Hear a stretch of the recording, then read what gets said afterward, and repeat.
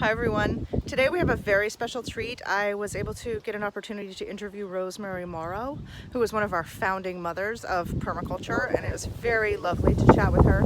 We did have some technical difficulties, so you'll see the format of the video changes a little bit, but please stick with us. It was an amazing conversation, and I'll see you soon. Thank you so much. I hope you enjoy. I'm Heather Jo Flores, and I'm here with Rosemary Morrow, and we are going to be talking about permaculture and about her new book, The Earth Restorer's Guide to Permaculture. Rosemary Morrow is a permaculture teacher, author, speaker, and agricultural scientist. She's spent decades traveling the world designing healthy living systems and applying permaculture as a practice to restore our planetary health. She has worked locally across Australia as well as globally with farmers and villagers in Africa, Central and Southeast Asia, people of war-torn nations such as Vietnam and Afghanistan, and communities experiencing the serious effects of climate change, like the Solomon Islands. Her latest book, The Earth Restorer's Guide to Permaculture, brings together 40 years of evidence-based approaches to guide us toward the regeneration of our Earth. This book has been endorsed by the United Nations as a tool for their decade in ecosystem restoration. And the book shares how communities, cities, workplaces, and governments and humans can collectively and positively shape our futures. I'm personally familiar with Rosemary's work from many years ago when I first started studying permaculture. Her book, The Earth User's Guide to Permaculture, and then later the Earth User's Guide to Teaching Permaculture were very foundational in my formation as a permaculture educator myself, and have always really appreciated your open source attitude toward permaculture of making sure that the information was available to as many people who want to learn. And that's always spoken to my heart. And before I hit the record button, we started to chat about gift economy, and that's something that I definitely want to get into. Let's start out by why don't you share with us what's different about the new book versus the old book? I know that's the question that is at the top of everybody's mind. Well, thank you, everyone. I'm speaking from Gundungurra country, which is the indigenous people's land that I live on. I'm lucky to live on, who cared for water, soil, and species for 50,000 years, and which we need to emulate to achieve the same result and properly practice permaculture. I guess that just before COVID hit, I'd spent 3 to 5 years, I can't remember, 2016 to 21, working in refugee camps and war-torn zones. And by the time I finished that stint, which was pretty hard and challenging, I realised that most permaculture is being taught for people who come from European cultures, meaning elite, meaning they have access to land and access to resources and access to knowledge. And the sheer injustice of it really hit me. And in addition to that, I just wondered whether permaculture could fit situations under which maybe 3 billion people live, the poorest of the world's people, in either massive high-rise or dense cities, or informal settlements, favelas, slums, refugee camps. So I sort of put a backpack on and threw some books in the back of my pack and decided to go and find out if permaculture would work in these situations.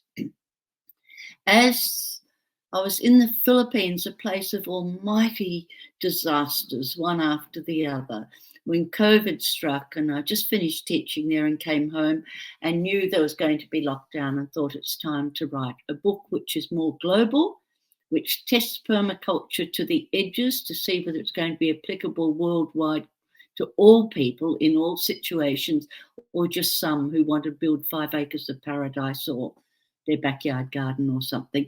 So that's what it was about. So I sat down and wrote the whole book from beginning to end, added 11 new chapters, brought in things I thought were absolutely vital, such as marine permaculture with ocean rise and the warming of oceans. If you're following that at the moment, it's that that's driving climate change, and what people could do. I started to think about the wicked problems: glacial melt, perhaps snow melt. What does this mean? What does it mean for 20 meters high snow? The Arctic and Antarctic start melting over enormous continents. I'm just seeing where permaculture could be effective or not, and it isn't the cure-all. And I asked myself why permaculture isn't working better and more with world agencies instead of small people running down doing little things. the time's come for cooperation, going from me to we, and testing its application everywhere. So that was really my thinking, and working with healthy ecosystems as a concept rather than just my garden. So that's sort of a brief introduction.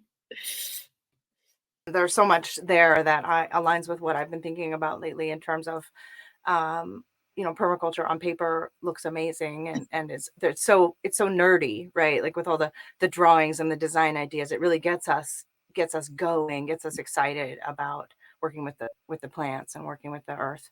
But then in practice, we come up against this huge economic barrier that we do see that a lot of the people who are at least in the forefront of being people who are known for practicing permaculture, or who are teaching permaculture, or who are writing about permaculture, are wealthy by international standards. They own property, and a lot of them own a lot of property. So it's a working class person. I come from a very low, like a poverty upbringing, and do not own land. So learning all these years and going through it as a renter, it's always been interesting to me how little the conversation comes around to this economic disparity between those who learn permaculture and those who practice permaculture, basically.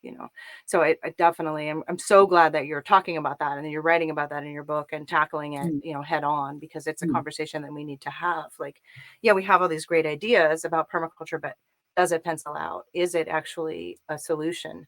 And then also something that you said in terms of, it's not the only solution. And I'm always telling my students, it's not the one true path. We aren't your gurus. This isn't a religion. This is a set of tools and techniques that are an option in certain many situations, so it's really refreshing to see someone who's maybe considered sort of some of the old guard permaculture leadership say, hey, we need to talk about, class. We need to talk about a lack of access to land. And one of the things that I feel like you really stand out for is educating teachers, empowering people, even maybe if they're just learning permaculture, to still get out there and start teaching and sharing with their communities. And I was wondering if you could talk a little bit about why you do that, and what your motivation is, and how your perspective on that is changing and evolving as we become more of a global world with the internet. Look, I am passionate about people's right to good information. And I think that so many people in the world do not have access to it. I know we say the whole world is wired and everyone can have access to everything. Yes, if you're English. Yes, if you can pay your Wi-Fi every month. Yes, if you can put money on your phone. But otherwise, no, you can't. And there are still millions of people who don't have access. Yeah, and so I think the people who do not have access to the information that permaculture gives, and we usually start with global challenges, now known as planetary boundaries by the UN, that permaculture was there years ago with the same list, except for oceans, I think, and air quality. But, permaculture did have that similar list. You can tick them off. Now, what about people who rub out their lives, or grow food, or produce rice for others, and don't have access to the knowledge of global warming, the changing world, and other ways of doing things? That's a vast injustice, is access to good information and reliable evidence. So I've always felt passionate about offering people information, but in ways that they can wed it to their own knowledge, because obviously they've got knowledge. Everyone's had a drink of water, everyone's washed their hands, everyone's played in the soil, everyone's eaten food. It's not as if we come with a blank slate. So I always take it that, we've got people who've got knowledge, and we need to work with that. So giving them every opportunity to use their voice and experience, and putting together with that holes perhaps in their knowledge, things they may not know, things they may know intuitively that you can bring to life. But also teaching is a big and generous act, I think. You're giving to others. And we also want it to count. And there have been some very poor permaculture teachers around the world, and some peculiar ideas about permaculture.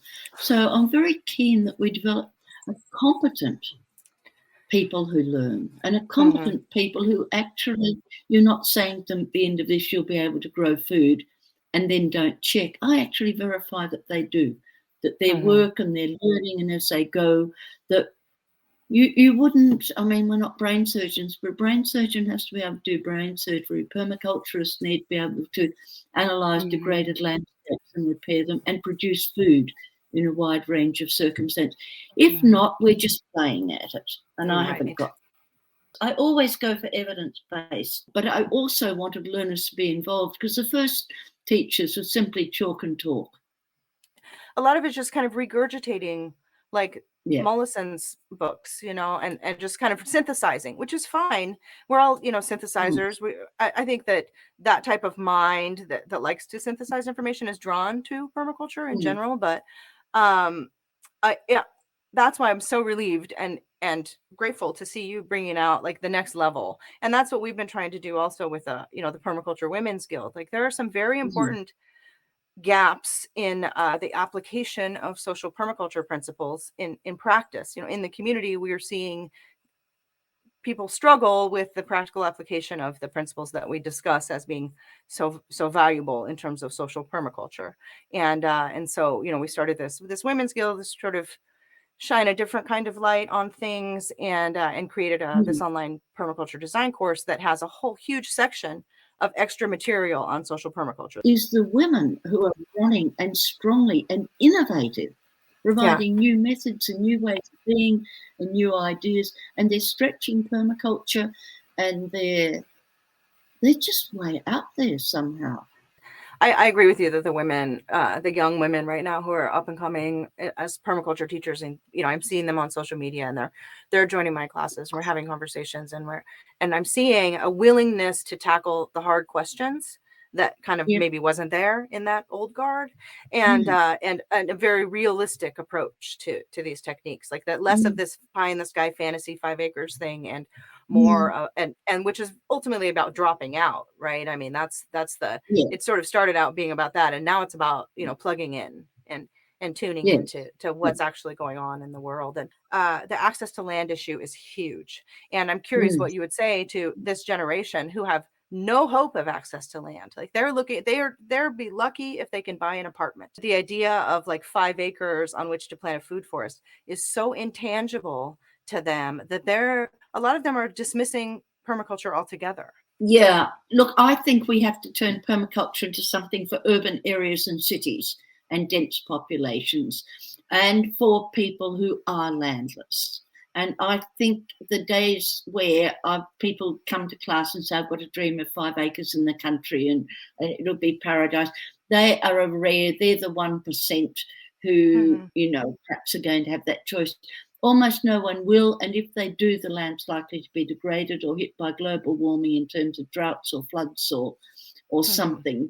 So I think we need permaculture, which is for small spaces, for people who are renting, for people in much more difficult areas. And I think all I've done is touch the top of the iceberg. I'm expecting, after I introduced the idea of a food forest, I think in the second volume or first one, I can't remember, then Dave Jackie wrote a huge book. So we're wanting people to pick up on those topics and critique them and provide the information and the added detail. I can tell you how people can grow food, a kitchen garden, in a refugee camp, in tents and in trailers and things. And that's where people have to be able to grow it, including those who are in the cities. And some cities are changing. As you know, northwestern USA does. Paris is changing. It's the cities that are changing very, very fast. It's the cities that are leading, and also shires, local government areas, whatever you call them, parishes. They are all leading their states and federal governments completely. I wouldn't give you, you know, a dollar to spend a lot of time on trying to change the federal government, but I will go to my local council meeting and say I want to look at the new development plans, and where's the plan for electrifying or transport, and where's the plan for solar panels on every building that council owns, where are the plans? That's where we can be effective, and it's being much more community minded. So social permaculture is not personal permaculture. people get confused about that. Personal permaculture is zone 0, and I'm sitting here thinking, do I want to do this or not? And has the permaculture angel told me what to do with my life? Or is it that I'm going to involve myself in community decisions and make my community better? And that's where I'm saying we have to go from me to we. And I'm really speaking to Westerners about this, because people from Asia and the Middle East do it a lot better than we do. And they also do the third ethic. They share more, they give more, that's far less problem. We've got a long way to go to catch up, but at least understand, I think social permaculture is creating the conditions under which people can flourish, that they can end up with the clean air they want because they've demanded electric transport, and they can demand that things are powered by wind or solar, and they can demand their council shut down the main street and turn it over to people. There are all sorts, and more trees to shade the roads, which, go up 20 degrees in summer and add to global warming. We have the possibility of speaking loudly and clearly into these planning decisions, and I think that's what we have to do. Yeah, it's one of the things for sure. Yeah, and in terms of social permaculture and urban applications, stuff like using vertical space, to grow plants and being able to grow things on balconies and in apartments and doing community gardens. I think all of that stuff is it does work, and it can be really empowering. But also, do you feel like there is a responsibility for the people on the other side of the spectrum, the people who do have the 5 acres or the 50 acres or the 500 acres, the people who do have the resources, and who are active, who, consider themselves permaculture teachers and practitioners, what responsibility do they have to share the resources, or do they have a responsibility to share what they have and to sort of try to meet halfway the folks who have nothing and are trying to do permaculture, out of an apartment in Chicago? Yeah, so you're touching on one of the big problems of permaculture, which I think perfectly well, dogs us all. The fact is that the third ethic, which is surplus to need, is largely not practiced by very prominent, well-known permaculturalists. And I always feel that it's the ethics that are the touchstone of permaculture. It's not particularly the principles. As you know, we've got a new principle now, which is listen to indigenous peoples and what the land tells you before you start. And that means really, and maybe give people access to your land if they have not formally been given. Well, I would say even do that. And another principle would be let things adapt themselves, because that observe and interact. First principle. We should also observe and let things adapt, because observe and walk away. Change better than we can. But the other thing about sharing, I just think it's obvious right through COVID and everything else that Westerners share very, very badly. And there are some marvelous philanthropists and marvelous people who have done very good things, and they're outstanding. I realized when I first went to Vietnam, people would say to me, how much money do you earn? And I would tell them. And then they'd tell me how much they earned. And obviously I earned billions more than they did. But it has come to the point now where I sit down with a group of people, as I did recently in Spain, say, this is my income, just about 600 Australian dollars a week, and that keeps me. I own one small piece of land and a house and my garden and, my books and things, but I have disembarrassed myself of all the rest. That is that's what I live on. Now, this is not to glorify myself, that's so that we can discuss money. None of them ever say to me how much money they earn or how much they've got in the bank, or their second and third houses, or whatever their investments are. And yet, if you talk about divesting and going for ethical investment, which gives me some of my income, people are utterly silent. And I think it's easier to talk about hair on your face than it is, oh gosh, about money. And ditto for talking about giving land back or sharing credit with indigenous people. When I said to a local Gundungurra man here. He said, remember we were stolen generation. Remember we died of smallpox. Remember our language was taken from us and our knowledge and our land.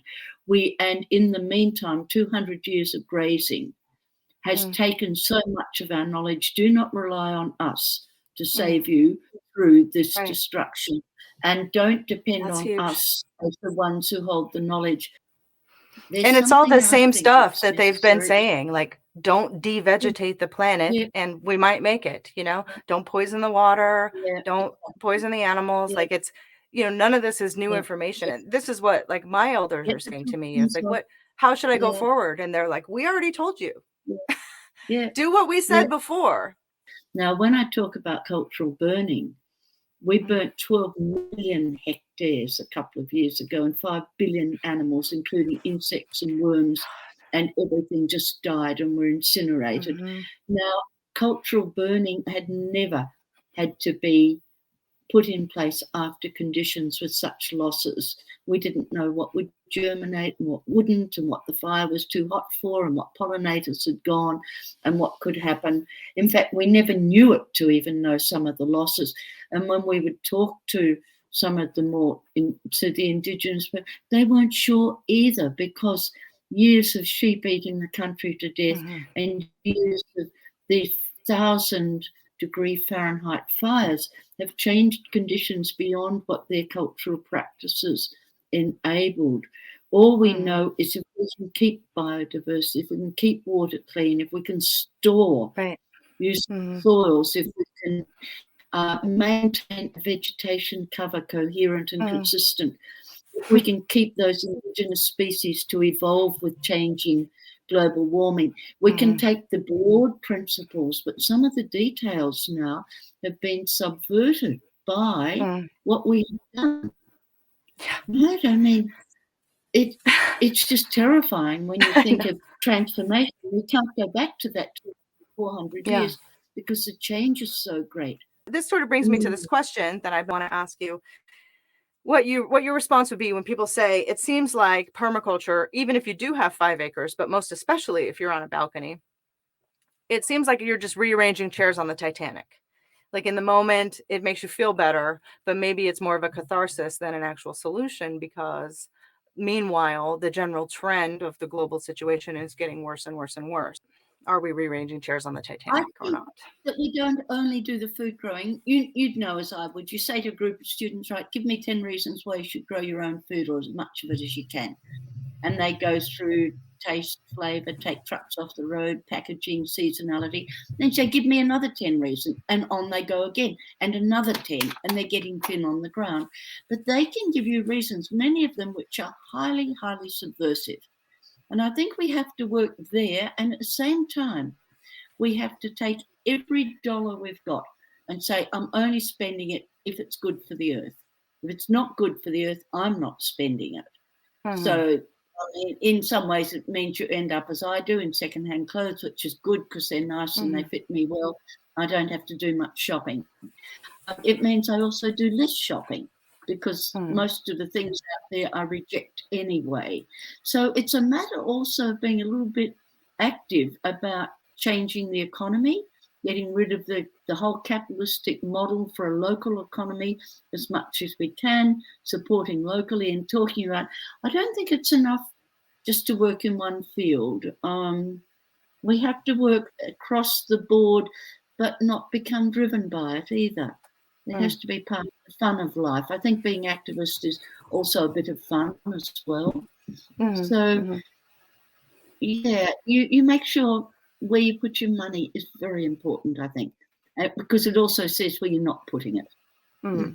So what would you say to, permaculture, or people who perhaps fly around on airplanes a lot to go to conferences and teach courses in faraway places? Because that feels like not putting your money into renewable resources, and the argument that I've received when I've questioned that is, well, the knowledge that we're sharing is so valuable, it offsets that carbon footprint.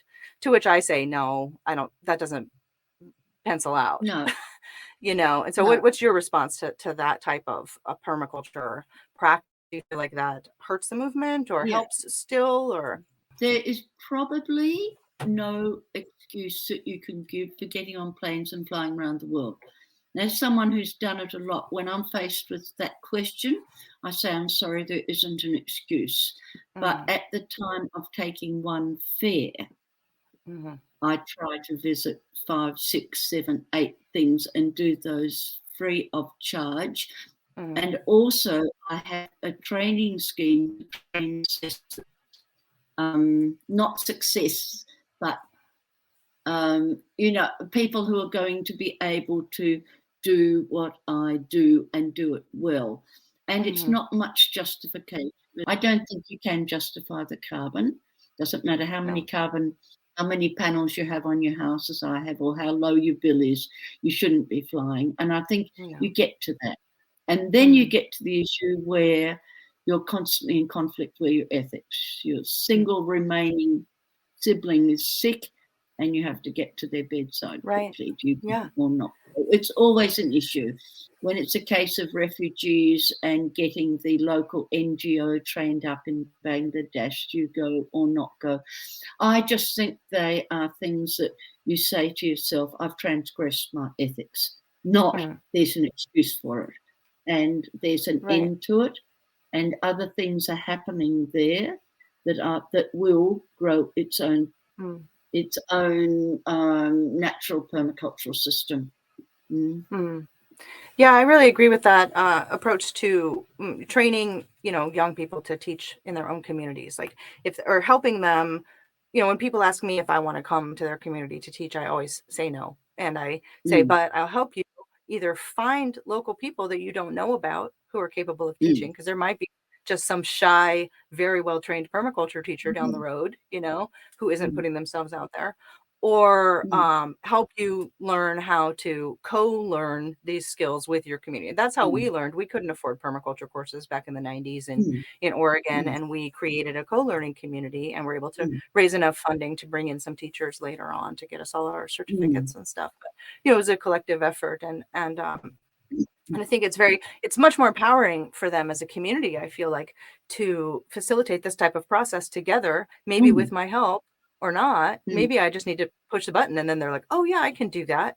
I think that's much more empowering than having someone fly in, some, perma celebrity fly in and say their thing and fly away. I don't feel like that necessarily empowers communities directly. Also, well, you can do that. You've got the money, and if you've got the money, you can also do this and do that. And we can't do it because we're poor and you're rich. Just my commitment is going to people who can't get permaculture through language or property or something.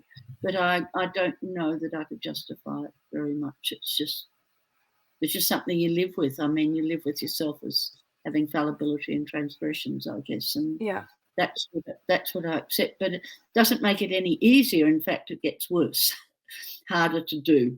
We call ourselves ecological designers and ecological people, and we're trying to step lightly on the earth. And a lot of folks are, there's sort of this continuum of how much people are walking their talk in that respect. And walking the talk is very challenging because all around you are these sort of temptations to buy stuff on Amazon, or to drive a car, or to fly an airplane, or to eat this food or eat that food. I mean, almost everything we do is hurting the planet. And so, you almost have to be a saint to walk that path every single day without making these ethical transgressions, and then when you start layering social ethics and our responsibilities towards other humans, as well as our responsibilities towards the planet and the other species, it's overwhelming. And basically none of us are actually breaking even on the carbon footprint at this point. So, my question is, how, if permaculture as a small niche community can't even walk our talk, then how do we expect the world to adopt this approach? What do you think is going to be the bridge that creates that? Is it going to be necessity and desperation, sort of where we're going with climate change right now? Or is there some sort of consciousness shift that the permaculture community can perhaps trigger first in ourselves and then in the world at large, that could actually make this stuff actually happen? Yeah, look, I think permaculture, you started off by saying, it's all about me and my garden. And then they started talking about, we will create the alternative the world needs, but we're not going to work with the world. So it was a bit isolationist and siege mentality. I think now we have to work with anyone who will work with us. at all levels. And I think, the UN will take your project and put it up where it meets sustainable development goals and show what is being achieved. And I think 50 years of permaculture, there are lots and lots of fabulous examples. And because permaculture is so wide, it has infiltrated into many ways. I mean, I look at our local government area, there's 6 permaculturists on councillors, town planners and administrators and all sorts of things. And then I look at the museum, and the local museum creator is a permaculture using it to work better. And then the head of the New South Wales fraud squad was a permaculturist who started teaching the new police officers in fraud to work on the margins and integrate, don't separate. And all sorts of things are happening in ways that are very, very hard to tick off in a book. If it's a house and garden, you can tick it off. When it's the less tangible things that are affecting people's thought processes and understanding of society, they're harder to get. And not only that, it's not even immediate. 3 weeks after a course, someone's in the glow of that was great. 2 years afterwards, they might be doing serious work about saving local seed and species. That's incredibly important. Or doing some sort of survey that's going to improve income and right livelihood in the area. We often don't hear about it. It is grafted onto people's lives in ways that aren't observable, whereas other things become the end in themselves. The permaculturist or the plumber or the lawyer or the whatever. That permaculture's added on and then has an almost infiltrates into that area and that field. So you feel like it's percolating through into the culture. Yes, so we'd need very subtle good people to be able to measure the impact of permaculture, even with as far as we've got today with people and how they're going. And also, I don't believe in despair, but I'm not full of hope. I totally agree with you about hope and despair. I also do not deal in either, because I feel like they both take you out of the present, and I'm much more interested in what are we going to do, in action. Like, okay, so you feel terrible, let's do something about that, or you're hopeful for the future. How are you going to make that happen today? I think that's really important. And because a lot of permaculture students come in with this very idealistic fantasy thing, and it's not grounded in the present. It's not grounded in how much money they actually have, what land they actually have access to, etc. So we get these students who are like, well, someday I'm going to apply these skills. And I have to constantly say, no, you're going to start applying these skills right now, because what we're trying to do is change the way you think about things, so that if your goal is that 5 acres and a pond, that you can create a tangible, actionable plan to get there through the permaculture design process, or if you're horribly depressed and struggling with mental health issues, you can learn permaculture principles and design process and change the way you're thinking about your own life as well, and maybe change your mental health patterns, etc. I feel like that's the real strength in it. It's like what you're talking about, that subtle shift in the way we see the world is actually what permaculture has to offer. So much more than teaching people how to layer a food forest. It's the design thinking that is the thing. And that's why, and let's bring it back around to gift economy, because for me, that's why I give permaculture information away for free. I just want them to be able to dive in and then feel empowered to share that information with their communities as applicable. And it seems like you also share that ethic of just like, let's just give it away and see what comes back. And people come in with skills that they have first aid skills, or they have more traditional forestry skills or herbalism skills or parenting skills that they're bringing into the community. They want to learn permaculture. They wouldn't have ever paid for a course, but here they are in our community. And I really, really love that about this gift economy that we've created. And then now they're trading, they're feeling like they're in a generous space. So they're feeling generous, and they're offering things to each other that maybe they wouldn't have offered if they had paid a bunch of money for the course. So I feel like it's magical, this gift economy thing. So tell me what you think about gift economy and how it has been magical for you and what you've seen.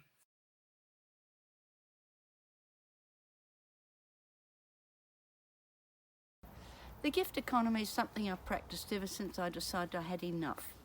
Enough meant that I fit in the world's 1%, and that's a problem enough as it is. But accumulation would be even more of a problem. So when I heard about the gift economy, which is where you give your goods and services without question, you simply, if someone would like something or admires it, or you have time and energy, you give. And you don't think of any sort of reward or reparations or replacements or anything like that. The gift economy is something which has an amazing effect. You feel free. It's extraordinary how money can start to weigh you down when you have to count and do sums and manage. If you can manage on what you have, if you have enough, then everything else is surplus and you can just give it. And it also takes us into the third ethic, distribute surplus to need. So that's where I am. I haven't thinned down enough, but the main effect on me is a lightening of spirit. I don't have to calculate anything or think of anything. If someone says how much is it's worth, I think, well, I don't know. I don't deal in that world anymore. If you want to start it, just start with small things. But at the same time, you can't become a victim. You have to meet your own needs, and whatever's surplus, just give. The gift economy. Share something that you wish you would have known when you first started studying permaculture and doing this work. Now let's see. I'm thinking back over a long life in permaculture. What I wish I'd known. I wish I'd known how to be effective right at the beginning. It took years to learn how to get a number of people doing permaculture. And what I learned is that there's something called critical mass, and to work with local people until they've got it themselves and can run it themselves. So that means if you're working in your local area, train up teachers, train up designers, train up media permaculturalists, train up permaculture musicians. Whatever you do, replace yourself. But also, getting to critical mass means enough people are doing that it spreads by itself. So if we look here in the Blue Mountains near Sydney, Australia, then we've got a food cooperative. Most of them are permaculture. We have local builders who have done permaculture. We have teachers who have done permaculture. We have people in our local government who have done permaculture. We need to do more locally now because we're losing it a bit, but we certainly got to critical mass when we were doing 2 courses a year, and then it spreads itself and you can do more interesting things. In closing, please share some advice for others at whatever level of study, whether beginners or advanced practitioners. What is your core piece of advice for folks who are watching or listening to this interview? If you're starting permaculture, I think be aware that permaculture has greater and more interesting questions for you and solutions that you imagine when you go through a fairly simple PDC. Permaculture's implications, such as the growth economy, such as even growing your own food in the time of COVID or food toxicities, in terms of the budget and getting trucks off the road, making the roads safer, reducing pesticides. These small things have huge implications. It's not simply a matter of growing a beautiful tomato and being pleased with it. What you're doing is making a political act towards a better world. And choose where you want to be. Some like to put in gardens, some like to teach, some like to write music, some like to design, some like to make films. Find your path and then enjoy it and just go deeper and better. And your life will be very good and highly motivated. Thank you.